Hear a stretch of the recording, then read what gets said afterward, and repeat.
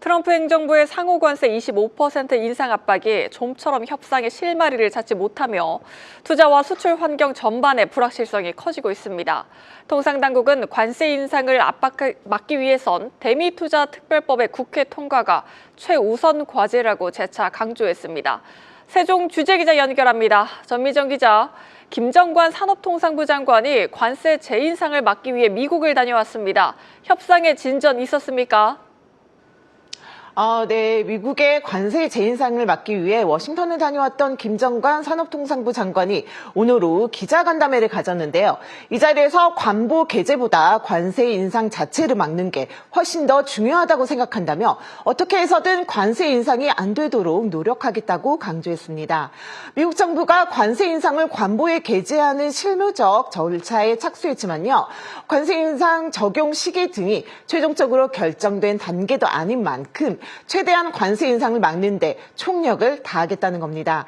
이와 관련해 김 장관은 통상 3일에서 길어도 일주일이면 되는데 이제 벌써 2주가 넘도록 관보 개제가 이루어지지 않았다면서 정부의 여러 가지 노력들이 미국 측에 전달된 측면이 있지 않나 싶다고 이렇게 말했습니다.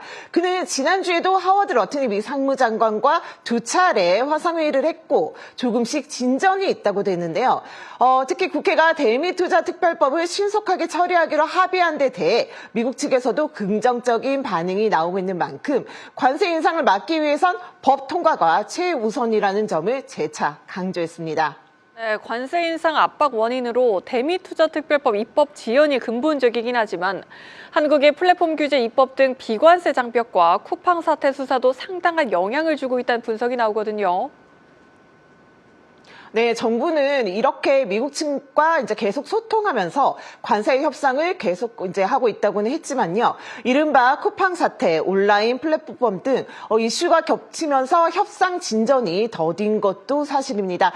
당초 한미 양국은 지난해 12월 비관세 장벽 문제를 논의하기 위해 한미 FTA 공동위원회를 열기로 했는데 아직 회의 일정조차 잡지 못하고 있는 상태입니다. 실무 협의에는 들어갔다지만 식품과 농산물 교역, 온라인 플랫폼 규제, 지식재산권 등 현안을 놓고 줄다리기를 벌이고 있는 상황인 겁니다. 다만 김 장관은 이번 관세 재인상의 근본 배경이 대미투자특별법 처리 지연에 있는 만큼 관세 협상과 쿠팡 등 비관세 장벽 문제는 분리해서 보고 있다고 했는데요. 한미 FTA 공동위원회도 적절한 시기에 개최될 것이라고만 전했습니다. 네, 대미투자 프로젝트 진행 속도도 미국과의 관세 협상의 중요한 변수일 텐데요. 이재명 대통령도 미국 측에 대미투자특별법 통과 전에 할 수 있는 것을 바로 시작하라고 지시하지 않았습니까? 대미투자와 관련해선 김 장관 어떤 언급이 있었습니까?